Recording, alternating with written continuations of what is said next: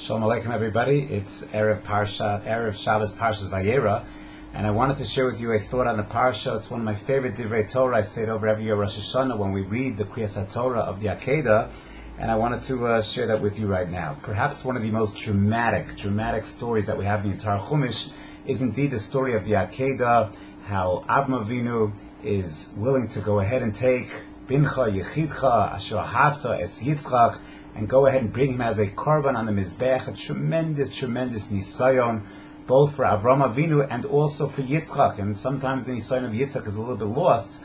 Chazal point out, the Mefarshim point out, that when it comes to the nisayon of Avraham Avinu, there was a nisayon of Torah Shebechsav, because the tzivui came to Avram directly from Hashem, whereas Yitzchak had a nisayon as well, but it was Torah Shebal Peh. The Torah is what he heard from his father, but in the same exact way.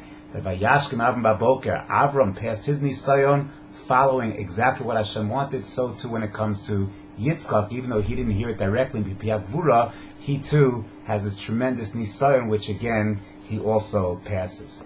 At the end of the parsha, the last few psukim after the drama of the Akedah, the psukim end. We're told Vayhi Achrei Hadvarim Ha'eleh Vayugad LaAvram Lemor Hine Yolda Milka Gam Hi Banim LeNachor Achicha. We're told after the episode of the Akedah that Avram is informed that his brother Nachor also has children. There's another simcha in the family, and Nachor has kids. And we're told that the following kids were born to Nachor by his wife Milcah. We're told about Utz and Buz and Kmuel, and we're told about Keshed, Chazo, Pildash, Yidlaf, and finally Besuel. 8 children are born. The last one is Besuel. We're told Besuel has Rivka, Shmona Eile, Yolda Milka LeNachor Achi Avram. 8 children, one of them, the last one, is Besuel, who is going to be the father of Rivka, who's going to marry, of course, Yitzchak. And then we're told one last bit of data, the last pasuk in the parsha, Upilag Sho, the Pilegesh of Nachor. He also had a Pilegesh, Ushma Re'uma, Vateled Gam Hi Es Tevach, Es Gacham, Es Tachash, Ve'es Ma'acha. The Pilegesh of Nachor also has 4 children, and Sachakol, Nachor, the brother of Avraham Avinu, has 12 children. Now, why exactly is it important for me to know this lineage of Nachor? What's its significance? Moreover, is it important? Is there any relationship whatsoever between the lineage of Nachor and the Akedah? So at first blush, one would simply answer, it's all about Besuel, and it's about the birth of Rivka. And we want to know that Yitzchak goes through his trial and tribulation over here, his Akedah, his Nisayon. So we're told also we're introduced to Rivka as the reason for this lineage. It's a little bit difficult, however. First of all, why all the details? Why the other brothers? Why are they also told to us? Why do we have to know about the Pilegesh, about the 4 children of the Pilegesh? There must be something deeper going on over here. And perhaps, again, it's no coincidence whatsoever. But let's take a look at Nachor. How many children does Nachor have total? He has 12 children. Moreover, he doesn't just have 12 children, he has 12 sons. Not only that, of those 12 sons, 8 are born to a wife, Milcah, and the other 4 are born to his Pilegesh. Striking. Yaakov Avinu, the father of the Shvatim, the father of Klal Yisrael, he also has 12 sons. Not only that, he has 8 sons from wives, 6 from Leah, 2 from Rachel, and he has 4 sons from the Pilagshim. Striking. Nachor has 12 kids, 8 from wives, 4 from Pilegesh. Yaakov, 12 children, 12 boys, 4 from the Pilagshim, and 8 from wives. That cannot be a coincidence. It's too striking, too significant. What's the message? And in fact, when you harken back a few months to Rosh Hashanah, this was the Kriyas Torah of the second day of Rosh Hashanah. Not only that, but we read these psukim, this lineage of Nachor. Why is that important? Why did we have to read these psukim? What's the message? What is this all about? So I don't remember where I heard this, but I think it's an emes lamito. It's an unbelievable idea. And that is, the Torah wants to set up for us this contrast between the Akedah of Yitzchak and the birth of the children of Nachor.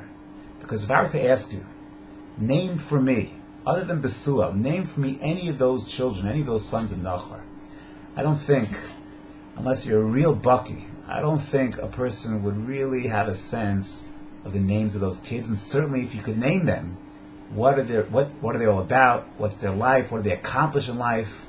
The 12 sons of Nachor are relegated to the dustbins of history. In contrast, you have the Shvatim. In contrast, you have the formation of Klal Yisrael. You see, when you look at these psukim of Nachor, it sounds like he's having these kids one after the other, boom, boom, boom. Another son, Pilegesh, another son. 12 sons. Without any effort, without any difficulty, without any trials and tribulations, without any pain whatsoever, Nachor produces with his wife and his Pilegesh 12 sons. In contrast to Avram Avinu, his wife is Nachor.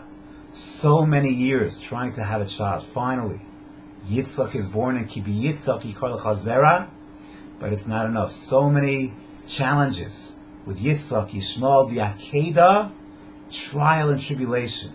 And finally, Yitzchak reaches adulthood, and he too will have a wife who's Nakara, difficulty in having children, tefillah after tefillah. Trial and tribulation, finally they have children. Yaakov and Esav. And the epic battle between Yaakov and Esav, trial and tribulation. Yaakov's birth and upbringing, so difficult, so challenging. And finally, of course, Yaakov in the house of Lavan, his challenges there, his challenges with Leah, with Rachel, both at stages in their life, Akaros, the Parsha of Dinah, a lot of difficulties, battling Esav, battling Lavan, but at the end of the day, it's all of those difficulties, all of those challenges, all of those trials and tribulations that produce Klal Yisrael, that produce the Yud Beis Shvatim. And indeed, it's because of those challenges, overcoming those challenges, overcoming nisyonos, persevering, pushing, fighting through, that creates the endurance that is Klal Yisrael, the enduring nation that is Bnei Yisrael. And indeed, it was difficult. And it required tremendous effort, tremendous nisyonos. It required an akedah. But unlike the sons of Nachor, which are bang, bang, bang, one after another, so easy to produce, we never hear of them. We don't know anything about them, relegated to the dustbins of history. Unlike the Shvatim, who, although difficult, akaros, trials, tribulations, very difficult challenges, but that's what produces the enduring nation that is Knesset Yisrael.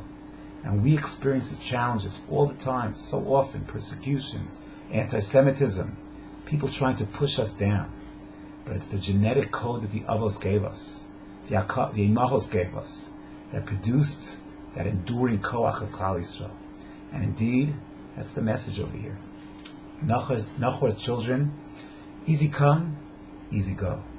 The Shvatim, Klal Yisrael, indeed, Lufum, Tzara, Agra, no pain, no gain. But it's because of the day in, day out perseverance produces the nitzchis, the everlasting kedusha and nation that is Klal Yisrael. Such an important lesson as we go ahead and navigate some of the vicissitudes of life, the hurricanes, whether it's the actual hurricanes or sometimes the figurative hurricanes that always confront us.